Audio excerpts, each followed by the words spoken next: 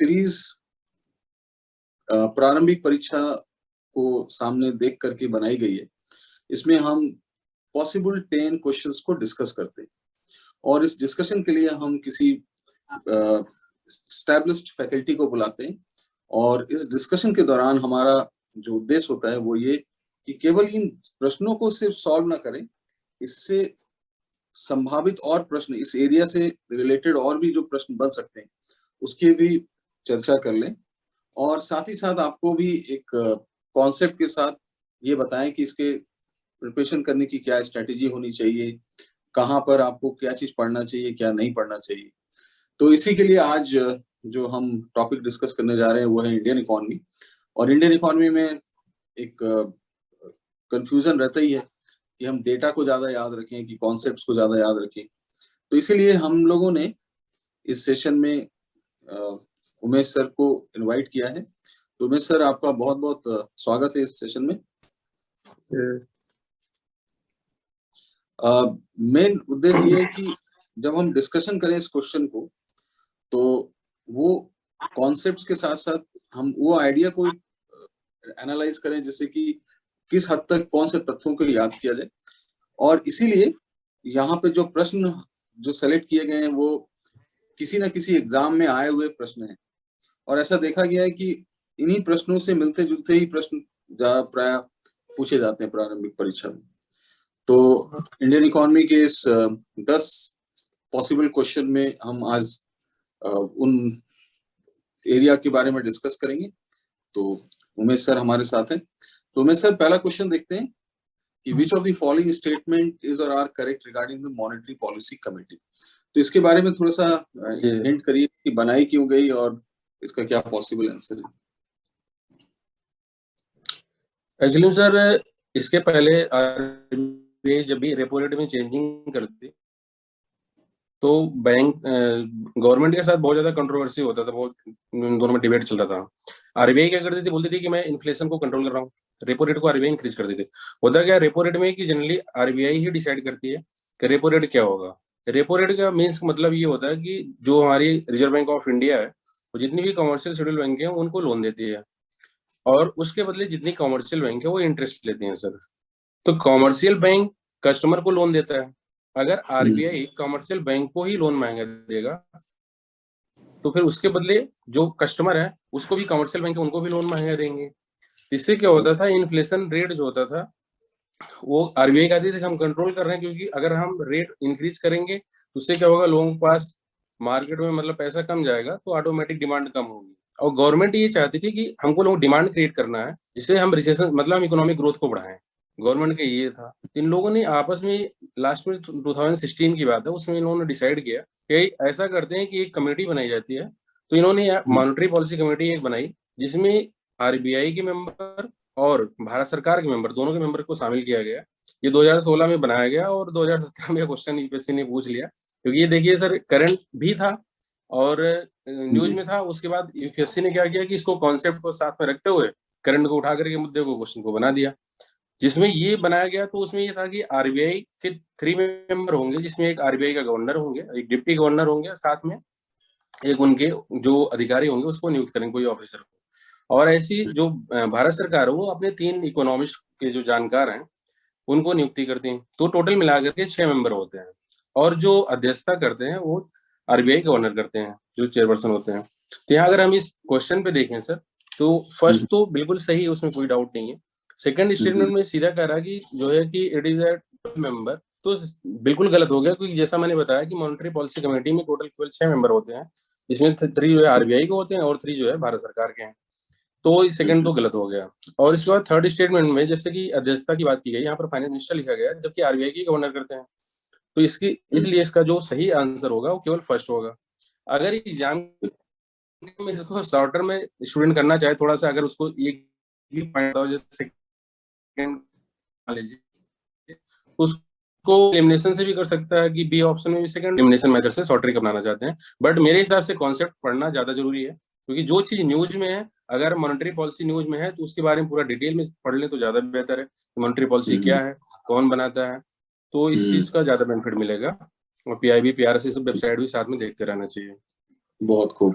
तो कहने का जी, मतलब है कि दो तरह की पॉलिसी होती है, फिस्कल जी, पॉलिसी जी, और मॉनेटरी पॉलिसी, और इन दोनों के जो जी, उद्देश्य हैं वो कहीं ना कहीं क्लैश कर जाते हैं, और जी, इसी विवाद से बचने के लिए ये जी, कमेटी बनाई। और जी। सर का यहाँ पे कहना ये है अब कि इन्होंने आपको कहा यहाँ कि ऐसा रेट हम जी डिसाइड करें जिससे हमारा इकोनॉमिक ग्रोथ भी मेंटेन रहे और इन्फ्लेशन और भी कंट्रोल में रहे, तो वो ओके, चीज दोनों साथ में चल दे रहे हैं। तो सर यहाँ पे ये कहना चाह रहे हैं कि मॉनेटरी पॉलिसी और फिस्कल पॉलिसी को बहुत अच्छे से कॉन्सेप्चुअल लेवल पर तैयार कर लें, ऐसे ही कुछ जी, है सर? ठीक जी, जी, है। जी, नेक्स्ट क्वेश्चन है कि with reference to Indian economy, consider the following: bank rate, open market operation, public debt, public revenue, and which ji, of the component are the part of a monetary policy? इस पे आपका क्या जी। Point है sir? देखिए sir, monetary policy जैसे वो तो monetary policy committee हो गया था, यहाँ पे जैसे मॉनेटरी पॉलिसी की बात करें तो उसमें जी हमारे कुछ पार्ट्स हैं, अगर हम डिस्क्राइब करके वैसे पढ़ाते हैं इसमें तो हम डिटेल में बोर्ड पे लिखते हैं। वहां पर अगर हम जी इसमें जी। देखें मॉनेटरी मॉनेटरी पॉलिसी में सर, तो एक हमारा एलएएफ होता है, लिक्विडिटी एडजस्टमेंट फैसिलिटी, हम्म जिसके अंदर आपका एक रेपो रेट आपका आ जाता है, रिवर्स रेपो रेट आ जाता है। अगर ऐसे देखें सर, हमारा जो दो पॉलिसी होती है, एक फिजिकल पॉलिसी होती है, एक मॉनेटरी पॉलिसी होती है। हम्म फिजिकल पॉलिसी जो होती है वो गवर्नमेंट हैंडल करती है जनरली, वो बजट के थ्रू कंट्रोल करते हैं अपना। और दूसरा जो हमारा आरबीआई है वो रेपो रेट में चेंजिंग करके करती है। रेपो रेट हम्म आपका ये सब इसमें बैंक रेट हो गया, रेपो रेट हो गया, मार्जिनल स्टैंडिंग फैसिलिटी हो गया, वो या वो हो गया, ओपन मार्केट ऑपरेशन हो गया, ये सब सर आपका मॉनेटरी पॉलिसी में आ जाता है। तो यहाँ पर जो ऑप्शन दिए गए हैं उसमें वो मॉनेटरी पॉलिसी के हिसाब से पूछ रहा है। तो अगर मॉनेटरी हम्म पॉलिसी से देखें सर, बैंक रेट बिल्कुल सही है, यहाँ पर ओपन मार्केट ऑपरेशन सही है, लेकिन पब्लिक डेप्ट आगे दिया गया है, जो कि पब्लिक हम्म डेप्ट सर ये हमारा बजट से रिलेटेड टॉपिक है। तो हम्म यहाँ पर इसका मॉनेटरी पॉलिसी से कोई लेना देना नहीं है। ऐसे नेक्स्ट भी हम्म बजट का ही पार्ट है, तो इसलिए जो इसका सही आंसर होगा वो फर्स्ट एंड सेकंड हो जाएगा, यानी ऑप्शन सी सही होगा। ओके। तो ये बैंक रेट है, ओपन मार्केट ऑपरेशन है, ये एक तरह का इंस्ट्रूमेंट है मॉनेटरी पॉलिसी को मैनेज करने के लिए। हाँ सर, तो बिल्कुल। हमें इंस्ट्रूमेंट को भी याद कर लेना अगर चाहिए। हम सर मॉनेटरी पॉलिसी में जाएं तो हमारे जनरली दो इंस्ट्रूमेंट होते हैं, एक मात्रात्मक और उपकरण होते हैं, गुणात्मक उपकरण, जिसको हम क्वांटिटिव और क्वालिटेटिव जी इंस्ट्रूमेंट दो कहते हैं। जो हमारा जी। क्वांटिटिव इंस्ट्रूमेंट होता है उसमें हमारे कई पार्ट्स होते हैं सब पार्ट, जिसमें हम अगर क्वांटिटिव इंस्ट्रूमेंट में जाएं, जिसमें हमारा लिक्विडिटी फैसिलिटी होता है, उसमें हमारे रेपो रेट हम्म और रिवर्स रेपो रेट आ जाते हैं। साथ में हमारा एक हम्म वेरिएबल रिजर्व रेशियो होता है, जिसमें हमारा सीआरआर एसएलआर आ जाता है। इसके साथ बाद में हमारा बैंक रेट आता है और मार्जिनल स्टैंडिंग फैसिलिटी आती है, ओपन मार्केट ऑपरेशन आता है। ये हमारे क्वांटिटिव इंस्ट्रूमेंट होते हैं। क्वांटिटी का मतलब यहाँ होता था कि आरबीआई हमारी क्वांटिटी पे सर कंट्रोल करती है लोन के। जैसे रेट ऑफ हम्म इंटरेस्ट उसने मान लीजिए रेपो रेट पहले 5% चल रहा था, अब उन्होंने हम्म 6% कर दिया, यानी लोन का जो क्वांटिटी है, अगर पहले अब लोन हम्म महंगा हो गया तो कमर्शियल बैंक भी पब्लिक को लोन महंगा देगी। अब मार्केट में क्या होगा, हम्म लोग सोचेंगे कि ठीक है भाई, अभी हम नहीं लेते हैं लोन, बाद में लेंगे, अभी हम स्टार्टअप नहीं शुरू करेंगे, यानी डिमांड हम्म यहाँ पर कम हो गया इन्फ्लेशन को कंट्रोल करने के लिए। तो हम्म इन्फ्लेशन को कंट्रोल करने के लिए यहाँ पर क्वांटिटी पे आरबीआई कंट्रोल करती है। और वही हम्म सेकंड पार्ट में आप जाएंगे, अगर क्वालिटेटिव इंस्ट्रूमेंट में, उस वहाँ पे क्वालिटी देखी जाती है, यानी नैतिक दबाव वगैरह डालते हैं, मोरल इंस्टीट्यूशन वगैरह, ये सब चीजें होती है, सेकंड पार्ट उसका होता है। लेकिन okay generally RBI RBI repo rate के थ्रू ही काम ज्यादा करती ओके। तो यहाँ पर ये डिस्कशन से कंक्लूजन निकलता है कि जो मॉनेटरी पॉलिसी के जो इंस्ट्रूमेंट्स हैं, जैसा कि सर ने बताया, क्वांटिटेटिव एंड क्वालिटेटिव, मात्रात्मक और है। जी, गुणात्मक, उसका एक फ्लो जी, चार्ट में इंस्ट्रूमेंट याद कर लें, इससे जी, समाप्त। जी, जी। बहुत बढ़िया सर। इसके थ्रू सर हम नेक्स्ट। मेंस पे भी देख सकते हैं कि जैसे अगर हमारा रेपो रेट में अगर चेंजिंग किया जा रहा है, मतलब रेपो रेट अगर डिक्रीज किया गया, तो इससे क्या होगा कि लोन थोड़ा सस्ता होगा, यानी कमर्शियल बैंक कस्टमर को कम रेट पर इंटरेस्ट पे करेंगे। जैसे इस समय रिसेशन चल रहा है, अभी कोविड के टाइम पे, तो गवर्नमेंट ने चाहा कि रेपो रेट को कम से कम किया जाए, 4% तक इसको ला दिया गया, जिससे लोगों की डिमांड बढ़े। और जब डिमांड बढ़ेगी तो इससे इन्वेस्टमेंट वगैरह लोग ज्यादा करेंगे, तो उससे मार्केट में स्टार्टअप वगैरह नया खोलेंगे, लोग डिमांड बढ़ेगी, तो इससे हमारा जीडीपी भी बढ़ेगा, हम इकोनॉमिक ग्रोथ की तरफ आगे बढ़ेंगे, तो एम्प्लॉयमेंट ओके। भी बढ़ेगा, ये सब चीजें जरूरी हो जाती हैं। तो एक इसका ये मतलब है कि इकोनॉमिक्स में मॉनेटरी पॉलिसी एक बहुत कोर एरिया है, जो कि हमेशा करंट जी, अफेयर से अटैच ही रहता है, इसको जी, बिल्कुल इग्नोर नहीं। जी, जी जी। जी सर। बहुत खूब। नेक्स्ट क्वेश्चन देखते हैं। The term marginal standing facility rate and the net demand and time liabilities sometime appearing in the news are used जी, इन रिलेशन। इस पे क्या सर आपका पॉइंट?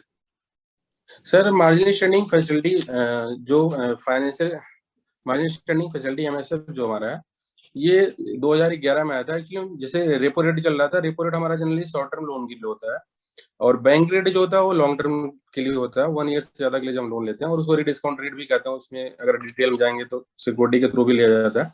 बट यहाँ पर मार्जिनल स्टैंडिंग फैसिलिटी की बात चल रही है, ये ओवरनाइट के लिए लोन होता है, जैसे कि बैंकों को अगर शॉर्ट टर्म में बिल्कुल एक दिन के लिए लोन चाहिए होता है, तो यहाँ पर इसके लिए लाया गया था 2011 मार्जिनल स्टैंडिंग फैसिलिटी एक्ट।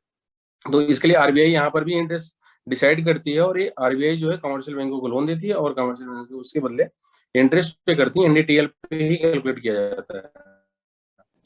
तो यहाँ पर सर अगर ऑप्शन देखें तो ये क्वेश्चन मतलब बहुत बेनिफिट वाला है, क्योंकि ऑप्शन और बाकी कोई इससे रिलेटेड है ही नहीं। इसने पूछा किससे रिलेटेड है, तो बैंकिंग ऑपरेशन से ही रिलेटेड है, बाकी सब कम्युनिकेशन सब साइंस से कोई मतलब है नहीं यहाँ तो इसलिए इसका करेक्ट आंसर ए हो जाएगा। ये हो जाएगा। और जब टर्मिनोलॉजी टफ हो जाती है तो आपके ऑप्शंस इजी हो जाते हैं, इससे ये भी एक साथ। बिल्कुल बिल्कुल। और कुछ यहाँ पे ऐसा कुछ एडवाइस देना चाहेंगे क्या सर, कि किसी एग्जाम के लास्ट पेपर को सॉल्व कर लिया जाए तो इससे पॉसिबिलिटी है कि कुछ क्वेश्चन आ जाए उससे? जी जी सर, बिल्कुल बिल्कुल सर। एरिया जो होता है सर लगभग वो घुमा फिरा करके आपको उसी के आसपास से रिलेटेड क्वेश्चन बनते हैं।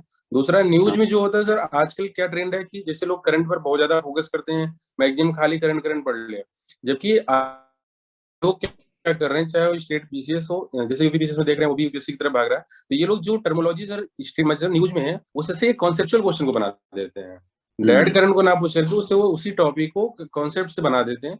इसलिए कॉन्सेप्ट को बहुत बेहतर से पढ़ें। बजट आता है जैसे अगर मान लीजिए फरवरी में, तुरंत बजट पे बहुत अच्छे से पढ़ें, इकोनॉमिक सर्वे को पढ़ें, इन सब चीजों से काफी ज्यादा हेल्पफुल होगा जी। और बहुत। लास्ट ईयर को क्वेश्चन को देखें, सिलेबस को देखें जी। तो आपने यहाँ पे तो बहुत बड़ा क्लू दिया कि लास्ट ईयर के क्वेश्चन को सॉल्व करने से ये जरूरी नहीं कि वही प्रश्न आ जाए, पर आपको एरिया मिल जाएगा, उसी एरिया से रिलेटेड क्वेश्चन आते हैं। बहुत बढ़िया। और लास्ट ईयर के क्वेश्चन पेपर सॉल्व करें, करंट को ध्यान दें, तो बहुत सारे क्वेश्चन को आप ट्रैक कर सकते हैं। बहुत बढ़िया से। नेक्स्ट देखते हैं, if the interest rate is decreased in an economy it will affect. तो यहाँ पे इंटरेस्ट रेट, कौन सी इंटरेस्ट रेट की बात हो रही है सर, इसके भी बारे में बताइएगा, और ऑप्शंस के बारे में बताइए सर। जनरली इंटरेस्ट रेट जो नॉर्मल बैंक डिसाइड करती है कस्टमर के लिए, वो न्यूज में कभी नहीं आता, क्योंकि वो इंडिविजुअल बैंकों का अलग अलग रेट ऑफ इंटरेस्ट होता है, वो सेविंग अकाउंट में क्या दे रहे हैं। यहाँ पर जब भी इंटरेस्ट रेट की बात की जाती है सर, वो आपका जो भी न्यूज़पेपर में आता है, गवर्नमेंट से वहां पर आता है, तो ये हमेशा आरबीआई का रेट ऑफ इंटरेस्ट की बात आती है, और मोस्टली हम लोग इसको रेपो रेट को लेकर के चलते हैं।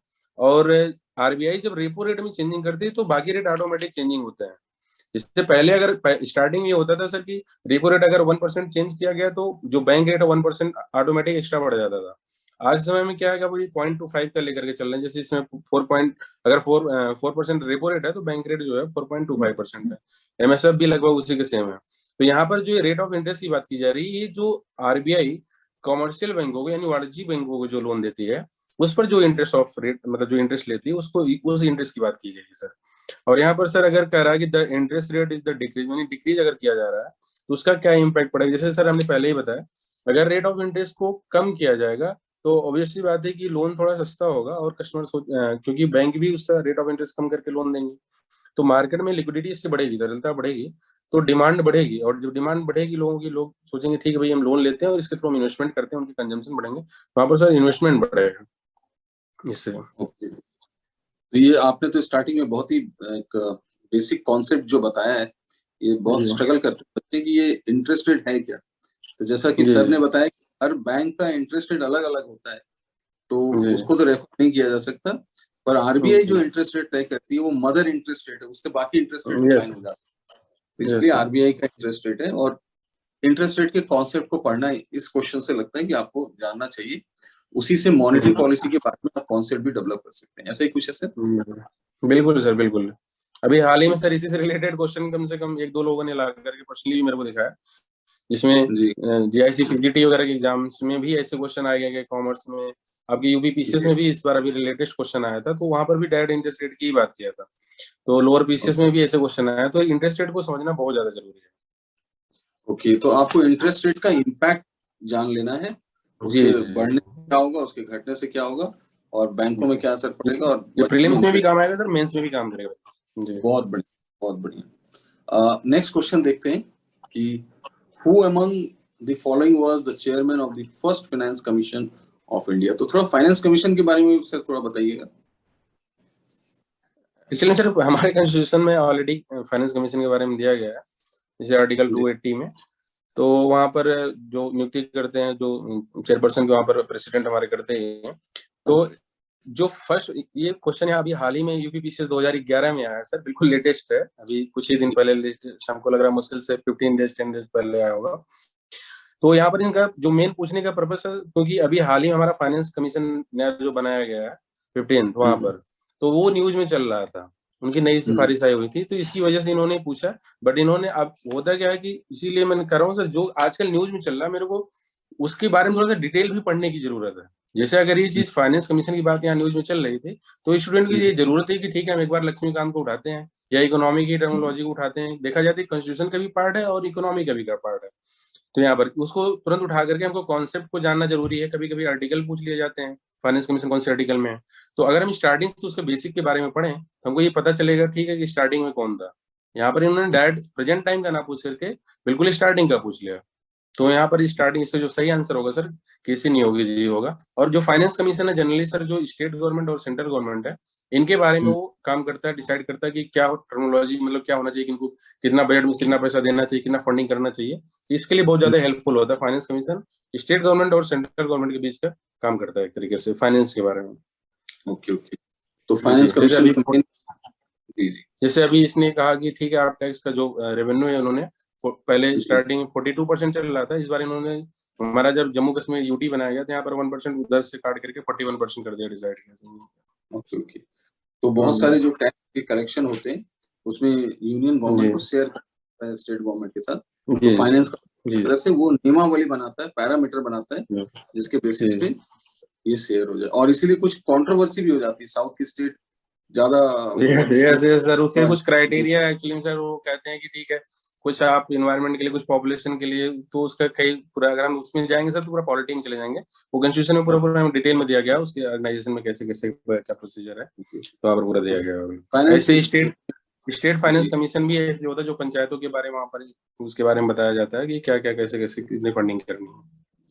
अच्छा अच्छा, यहाँ पर क्वेश्चन देख रहे हैं, यहाँ पे बैंक रेट फिर से आ गया, an increase in the bank rate generally indicates that, अब वो यहाँ पर यही है कि इसका इम्पैक्ट क्या होगा, इसका क्या आंसर होगा सर? हाँ,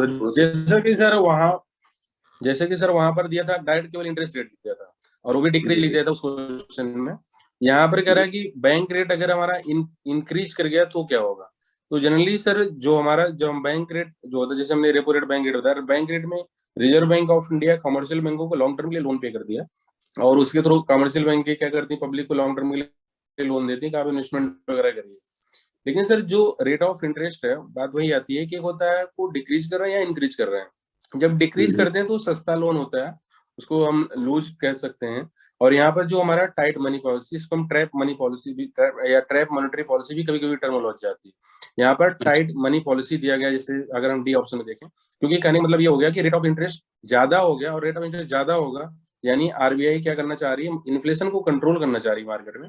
इन्फ्लेशन ज्यादा हो गया है, लोगों की डिमांड ज्यादा हो गई, तो मार्केट में लिक्विडिटी को अगर थोड़ा सा कम होगा तो ऑटोमेटिक इन्फ्लेशन जो होगा हमारा वो कंट्रोल होगा। तो इसको हम टाइटिंग मॉनेटरी पॉलिसी कर सकते हैं, tight monetary policy, trap monetary policy, इस तरह की टर्मिनोलॉजी यूज करते हैं जनरली, तो इसलिए इसका ऑप्शन डी सही होगा। ओके, तो यहाँ पर बच्चे ये कर सकते हैं कि बैंक रेट तो बहुत इंपॉर्टेंट है क्योंकि आप पूरे इन्फ्लेशन को, महंगाई को यही तय करता है, तो बैंक रेट का एक फ्लो चार्ट बना करके इंक्रीज होने पे डिक्रीज होने पे इसके सारे डायमेंशंस ऐसा कुछ स्ट्रक्चर बना सकते हैं, तो बैंक रेट एक इम्पोर्टेंट पॉइंट है यहाँ पर। Okay sir, yes. नेक्स्ट देखते हैं सर कि the 10 rupee notes bears the signature of, तो यहाँ पे ये भी बताइए सर 1 रुपए के में नोट में किसका सिग्नेचर होता है, क्यों होता है, इस पर भी कुछ प्रकाश डाल पाए तो। एक्चुअली जो जनरली जितने भी आरबीआई का काम ही है ये नोट का जारी करना, तो आरबीआई यहाँ पर तो इसका सेंस 10 रुपीज की बात कर रहा है या 100 रुपीज, कोई भी 1 रुपए के ऊपर जो भी है, तो वहां पर सब आरबीआई के गवर्नर का ही सिग्नेचर की बात होती है, आरबीआई गवर्नर ही सिग्नेचर करता है।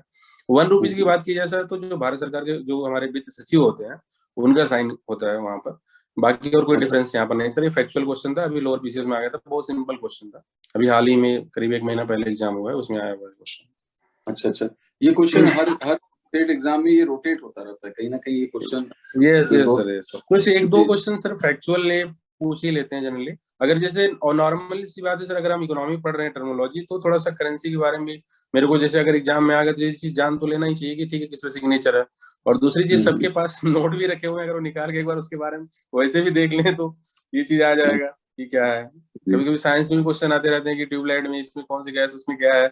आजकल जनरली जो यूज हो रही है सर वो चीजें ज्यादा एग्जाम में क्वेश्चन आ जाते हैं, ये चीज है। अच्छा, बहुत। नेक्स्ट क्वेश्चन देखते हैं। Which of the following terms indicates the mechanism used in the commercial banks for providing credit to the government? इसमें से कौन सा वो मैकेनिज्म या प्रक्रिया है जिसके द्वारा कमर्शियल बैंक्स क्रेडिट दे रहा होता है गवर्नमेंट को? तो इस पे क्या यहाँ पर सर क्वेश्चन का जो दोनों में, जैसे कि अगर इसका मेन जो मर्म है, जैसे हिंदी में उन्होंने कहा कि भारत सरकार को कौन, मतलब कमर्शियल बैंक किसके थ्रू भारत सरकार को लोन देती है, जो हिंदी में लिखा गया है। इंग्लिश में यहाँ पर लिखा गया है कि providing credit to the government, ठीक है सर। तो यहाँ पर अगर हम देखें, जैसे कि ए ऑप्शन कर रहा है कैश क्रेडिट रेशियो, जनरली वो कैश रेशियो की बात कर रहा है, डेब्ट service mobilisation, liquidity addition facility और एसएलआर की बात कर रहा है। अगर सर इसके हम बेसिक में जाएं, स्टार्टिंग जैसे हमने बताया था कि बैंक रेट में, सॉरी मॉनेटरी पॉलिसी में, जैसे हमने बताया सर कि हमारे एक क्वांटिटेटिव इंस्ट्रूमेंट होता है, एक क्वालिटेटिव इंस्ट्रूमेंट होता है। तो अगर हम सर क्वांटिटेटिव इंस्ट्रूमेंट में जाएं, बहुत डिटेल आराम से पढ़े, तो क्वेश्चन बहुत सिंपल है, कॉन्सेप्चुअल है, थोड़ा समझने की जरूरत है। हमारा जो क्वांटिटेटिव इंस्ट्रूमेंट है सर, उसमें जैसे मैंने बताया एक लिक्विडिटी एडिशन फैसिलिटी होता है, एलएएफ। तो जो हमारा एलएएफ होता है उसके दो पार्ट होते हैं क्वांटिटेटिव के ही अंदर, एक रेपो रेट होता है, एक रिवर्स रेपो रेट होता है। यहाँ पर सर ये बात कर रहा है कि गवर्नमेंट को लोन देने की बात कर रहा है, समझिएगा सर। तो यहाँ पर और जैसे कि हमारा अगर हम सी वाले ऑप्शन में देखें तो कह रहा है लिक्विडिटी एडिशन फैसिलिटी, जबकि सर एलएएफ में तो हमारे रेपो रेट और रिवर्स रेपो रेट आते हैं, और रेपो रेट और रिवर्स रेपो रेट दोनों में सर आरबीआई का कमर्शियल बैंकों के साथ लोन का लेन देन चलता है। रेपो रेट में आरबीआई कमर्शियल बैंकों को लोन देती है, रिवर्स रेपो रेट में उल्टा हो जाता है, कमर्शियल बैंक आरबीआई को देती है। तो इसका तो कोई ऑप्शन से लिंक हुआ ही नहीं, क्योंकि यहाँ पर गवर्नमेंट को लोन नहीं दिया जा रहा है। सीआरआर में भी सर कोई मतलब नहीं होता है, क्योंकि वहां पर उनको एनडीटीएल का उतना मेंटेन करना होता है बैंकों को अपने पास, आरबीआई के पास। इसके बाद यहाँ पर डेब्ट सर्विस मोबिलाइजेशन का यहाँ पर भी कोई मतलब यहाँ पर नहीं आता सर, क्योंकि लोन की डिवेंचर की बात कर ले। अगर हम आए सी ऑप्शन में, तो यहाँ पर सॉरी सी कह रहे सर डी ऑप्शन पे एसएलआर की बात अगर हम करें, स्टैट्यूटरी लिक्विडिटी रेशियो, इसमें ये चीज होता है, क्योंकि जो हमारा एसएलआर होता है, जैसा कि सर हमने एसएलआर में, जैसे कि आपका एक सीआरआर है, एक एसएलआर है। सीआरआर में ओनली फॉर कैश रखा जाता है, और जितनी भी कमर्शियल बैंक है वो आरबीआई के पास अपने एनडीटीएल का कुछ परसेंट जितना आरबीआई बताती है वो अपना आरबीआई के पास रखते हैं कैश के रूप में। बट एसएलआर में क्या होता है सर कि वहां पर कैश के साथ साथ आपका गोल्ड भी आता है, और जो गवर्नमेंट सिक्योरिटी होती है वो भी आता है। और जनरली गवर्नमेंट सिक्योरिटी को यहाँ पर खरीदा बेचा जाता है, परचेज एंड सेल किया जाता है, बाय एंड सेल होता है। तो यहाँ पर गवर्नमेंट सिक्योरिटी, नाम में ही गवर्नमेंट लगा हुआ है, तो पैसा वो है किसका? गवर्नमेंट का। गवर्नमेंट पैसा लेना चाह रही है मार्केट से, समझिएगा सर बात। अगर गवर्नमेंट मार्केट में सिक्योरिटी को बेचना चाह रही है तो गवर्नमेंट डायरेक्ट नहीं बेचती है, वो आरबीआई को पकड़ती है। आरबीआई उसका रिप्रेजेंटेटिव का काम करता है। जब आरबीआई उसका प्रतिनिधि के रूप में काम कर रहा होता है, तो आरबीआई क्या करता है? गवर्नमेंट सिक्योरिटी को बेचता है मार्केट में, वो एसएलआर के माध्यम से। अब इनको जो हमारी कॉमर्शियल शेड्यूल बैंक है, इनको हमको एसएलआर मेंटेन भी करना है, क्योंकि इनको एसिड क्रिएशन के भी काम करना है। तो ये सोचते हैं कैसे बेहतर है कि क्यों ना हम गवर्नमेंट सिक्योरिटी को ले लें, इससे हमारा एनपीए भी सही रहेगा। तो ये क्या करते हैं कि गवर्नमेंट सिक्योरिटी को परचेज करते हैं। जब ये गवर्नमेंट सिक्योरिटी को, मान लीजिए स्टेट बैंक ऑफ इंडिया है, इसने सर 23% मान लीजिए, सपोज दैट एग्जांपल मैं बता रहा हूँ, ये एसएलआर मेंटेन करना है। अगर इसने उसका 10% भी ले लिया गवर्नमेंट सिक्योरिटी को, तो उसके बदले उसको क्या करना पड़ेगा? पैसा देना पड़ेगा। अब गवर्नमेंट पैसा चला गया, ये पैसा गया किसके थ्रू? एसएलआर के थ्रू गया। वो अलग बात है, वर्क कौन कर रहा है? आरबीआई उसका प्रतिनिधि के रूप में कर रहा है। तो यहाँ पर जो भारत सरकार है वो पैसा एसएलआर के थ्रू, क्योंकि उसमें गवर्नमेंट सिक्योरिटी आती है, तो उसी के थ्रू फंडिंग ले सकती है। ये चीज होगा, इसलिए इसका सही आंसर जो होगा वो डी होगा। बहुत खूब। तो गवर्नमेंट जो पैसे लेती है कमर्शियल बैंक से, वो सिक्योरिटी के थ्रू लेती है, और सिक्योरिटी का मतलब वो बॉन्ड या फिर इक्विटी। Yes sir. तो पीएसयू की इक्विटी बिकती है और गवर्नमेंट का सिक्योरिटी होता है। हाँ सर बिल्कुल। सिक्योरिटी दो जगह यूज हो रही है, एलएफ में यूज हो रही है और एसएलआर में हो रही है। एलएफ में जो सिक्योरिटी यूज हो रही है, जैसे सर ने बताया, वो केवल सर जो नहीं सर, जो हमारा लिक्विडिटी एडजस्टमेंट फैसिलिटी है, एलएएफ है, उसमें हमारा लिक्विडिटी एडजस्टमेंट फैसिलिटी में सर सिक्योरिटी नहीं आता, उसमें only repo rate, reverse repo rate आते हैं। एक हमारा वेरिएबल रिजर्व रेशियो आता है, उसके अंदर सर हमारे दो आते हैं, एक सीआरआर आता है, एक एसएलआर आता है। सीआरआर में सिक्योरिटी नहीं होता, जो एसएलआर होता है ओनली फॉर एसएलआर में गवर्नमेंट सिक्योरिटी यूज होता है। इसके अलावा एक ओपन मार्केट ऑपरेशन होता है सर, उसमें गवर्नमेंट सिक्योरिटी को बेचा जाता है। यहाँ ऑप्शन में ओपन मार्केट जो है वो दिया ही नहीं कि ओपन मार्केट ऑपरेशन।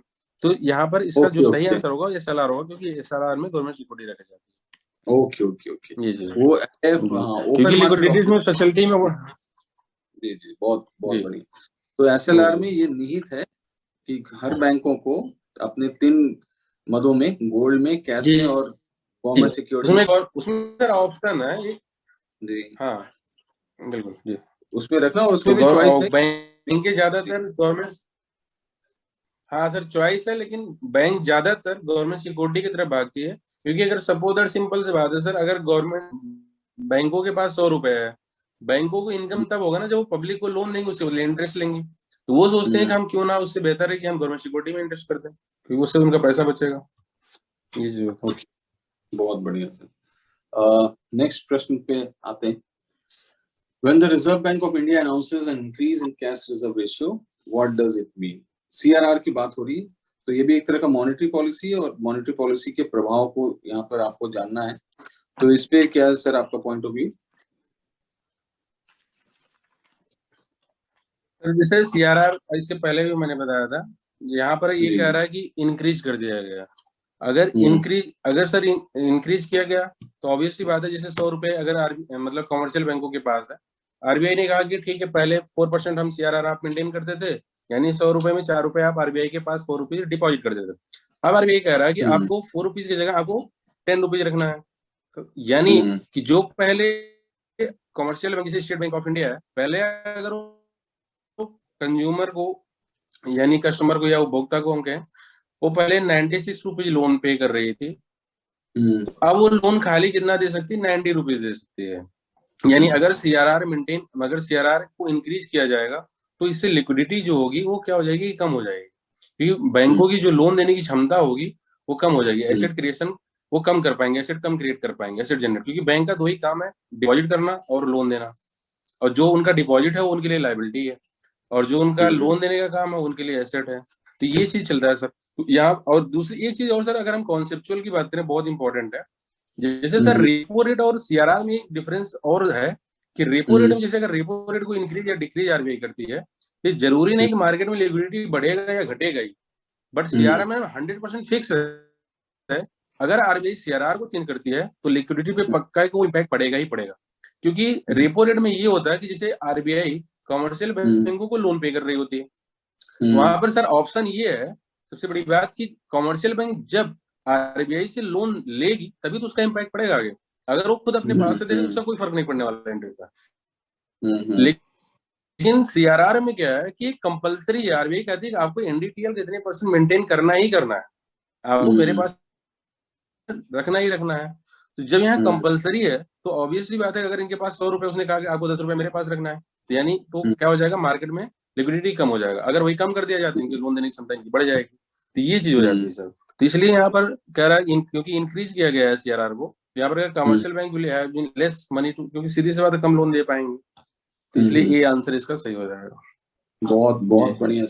जैसा कि आपने बताया कि रेपो रिवर्स रेपो में ये कमर्शियल बैंक के साथ बाध्यता नहीं होती कि अपना पैसा RBI को दें, पर CRR में ये बाध्यता हो जाती है कि उनको अपना पैसा RBI के नाम पे रखना ही है। और इसलिए इतना रखना ही रखना है, इतना मेंटेन करना है। बहुत बढ़िया। और इसलिए इनके पास पैसे देने की, लोन देने की मार्केट में क्षमता कम हो जाती है, क्योंकि CRR अब RBI का पैसा होता है, रिजर्व होता है, जो बैंक अपने वो जो ट्रांसफर करती है रोज CS कैश रिजर्व रेशियो। ठीक है सर, बहुत बढ़िया। नेक्स्ट क्वेश्चन देखते हैं। Which of the following is not included in the asset of a commercial bank in India? तो कमर्शियल बैंक का एसेट होता है और उसका क्या मतलब होता है सर, इसको भी थोड़ा सा बताइए। हाँ सर, जैसा कि मैंने स्टार्टिंग में भी कर बताया था, यहाँ पर ये क्वेश्चन में कह रहा है कि not included in asset commercial bank. जैसे कि मैंने बताया सर, बैंकों का जो है एसेट और लायबिलिटी का देखे तो बैंक का 2 काम है, डिपॉजिट करना और लोन देना। तो जो डिपॉजिट है उनका, वो उनकी लायबिलिटी बनती है। क्यों? क्योंकि जैसे उन्होंने पब्लिक से पैसा लिया, मान लीजिए हमने ले गया, मैं PNB में 1 लाख रुपए का डिपॉजिट कर दिया, अब ये PNB की लायबिलिटी बनती है को मेरे पैसे को बाद में वापस करे इंटरेस्ट के साथ, जो भी इंटरेस्ट उन्होंने डिसाइड किया। और अगर वही PNB ने हमको लोन दिया है तो PNB के लिए एसेट है। क्यों? क्योंकि मैं उसके बदले उसको इंटरेस्ट पे करूंगा। उसको इनकम भी जनरेट होगा, साथ में उसी का पैसा है। तो यहाँ पर दो काम है, और यहाँ पर ये क्वेश्चन में ये कह रहा है नॉट इंक्लूडेड, यहाँ पर कह रहा है कौन सा एसेट नहीं है ना सर। तो अगर हम ऑप्शन में जाए तो इसके ऑप्शन दिया, इतना सिंपल क्वेश्चन है। यहाँ पर डिपॉजिट दिया गया, तो ऑब्वियस सी बात है, वो पूछ रहा है कि कौन सा यहाँ पर एसेट नहीं है, तो डिपॉजिट तो बैंक की लायबिलिटी होती है, क्योंकि उसका काम ही एक वापस करना है वहां पर। तो इसलिए इसका जो सही करेक्ट आंसर होगा वो बी होगा। बहुत बढ़िया सर। तो एसेट्स बैंक के लिए वो है जिसमें वो ब्याज लेते हैं, और लायबिलिटी वो है जिसमें वो ब्याज देते हैं। तो जो डिपॉजिट है उसमें ब्याज देते हैं, ये उनके लिए लायबिलिटी, एसेट नहीं है, तो इसलिए इसके आंसर ही होगा। तो ये जी सेशन तो आपके साथ बहुत ही फ्रूटफुल रहा सर। तो लास्ट में कुछ आप एक कंक्लूडिंग रिमार्क में ये बताना चाहते हैं कि इकोनॉमिक्स को अध्ययन करने के लिए क्या बस वो होनी चाहिए, तैयारी करने के लिए उसकी अप्रोच क्या होना चाहिए, कौन सी किताबों को फॉलो करना चाहिए, आपका क्या पॉइंट ऑफ व्यू है? सर मेरे अकॉर्डिंग सबसे पहले एनसीईआरटी को पढ़ना चाहिए। 11th और 12th के एनसीईआरटी को बेसिक, बिल्कुल बेसिक है वहां पर। और स्टार्टिंग सर जैसे जनरली क्वेश्चन तो इकोनॉमिक्स से आते हैं, जैसे हमारा कहें कि इकोनॉमिक्स है कि इकोनॉमी है, इंडियन इकोनॉमी। जैसे इकोनॉमिक्स हम ऐसे इकोनॉमी में इंडियन इकोनॉमी, जब तक हम कोई कंट्री का नाम नहीं लगाते तब उसका वर्ड सेंटेंस कंप्लीट नहीं होता किसी भी इकोनॉमी का। जैसे इंडियन इकोनॉमी, अमेरिकन इकोनॉमी, ऐसे। तो हमको सबसे पहले सर इकोनॉमिक्स और इकोनॉमी इसका डिफरेंस समझने की जरूरत होती है। बेसिक पढ़े, ये चीज एनसीईआरटी में मिलेगा। 11th 12th की एनसीईआरटी को पढ़े। माइक्रो इकोनॉमिक्स क्या होता है, मैक्रो इकोनॉमिक्स क्या होता है। जैसे हम जब कहते हैं कि मान लीजिए सपोज दैट हमने कहा आईटी सेक्टर में बेरोजगारी आ गई है, अनएम्प्लॉयमेंट है, तो यहाँ पर एक छोटे लेवल की बात कही है, माइक्रो बात कीजिए। जब हम कहते हैं कि कंट्री में, पर इंडिया में जो है बेरोजगारी आ गई है, अनएम्प्लॉयमेंट है, वहां पर हम जो है मैक्रो लेवल की बात कर रहे होते हैं। तो इस तरीके से जैसे क्वेश्चन में कभी कभी आता है कि इंडिया की इकोनॉमी कैसी है, मिडिल इकोनॉमी है या आपकी सोशलिस्ट है, कैपिटलिस्ट है, इस तरीके की जो बेसिक कॉन्सेप्ट है ये स्टार्टिंग से हमको पढ़ने को मिलेगा। तो इकोनॉमी सबसे पहले सर एनसीईआरटी से स्टार्ट करना चाहिए 11th और 12th का। उसके बाद साथ में अगर कोई रेफरेंस बुक लेना चाहते हैं, जैसे रमेश सिंह वगैरह की है, बहुत अच्छी बुक है, तो वहां से आप उसको पढ़ सकते हैं डिटेल में। बट मेरे हिसाब से रेफरेंस के लिए रख सकते हैं। लेकिन अगर 11th और 12th की कोई एनसीईआरटी को अच्छे से पढ़ ले, साथ में करंट को देखता रहे, इकोनॉमिक सर्वे जिस समय आता है, खैर इकोनॉमिक सर्वे का ज्यादा बेनिफिट तो यूपीएससी के एग्जाम्स में ज्यादा मिलता है। और इसके बाद अगर हम देखें थोड़ा बजट जिस समय आता है सर, न्यूज में चल रहा होता है, तो बजट की भी टर्मोलॉजी को समझना चाहिए। कभी कभी कुछ नई योजनाएं दे दी जाती हैं, वो टर्मोलॉजी वो डायरेक्ट उठा करके पूछ लेते हैं कॉन्सेप्ट से जोड़ करके। दूसरा सर सिलेबस बहुत इंपॉर्टेंट है और क्वेश्चन बहुत इंपॉर्टेंट है। मेरे अकॉर्डिंग सबसे पहले प्रीवियस ईयर का क्वेश्चन और सिलेबस दोनों को साथ में सामने रखना चाहिए।